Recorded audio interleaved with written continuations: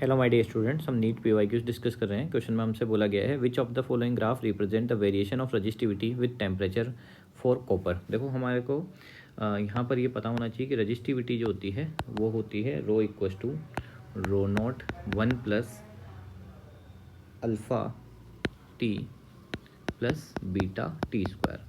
देखो यहाँ पर अगर हम मेटल्स की बात करें तो मेटल्स के केस में क्या होता है कि जो रजिस्टिविटी होती है वो हायर पावर ऑफ टेम्परेचर पे डिपेंड करती है, मतलब ये टेम्परेचर के स्क्वायर पे डिपेंड करेगी।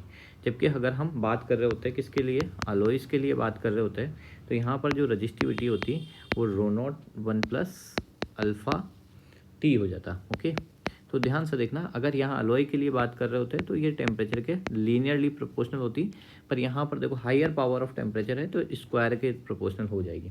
तो यहाँ पर जब भी कभी ये हमसे अब इस क्वेश्चन में पर्टिकुलरली किसके लिए बोला गया है, कॉपर के लिए बोला गया है।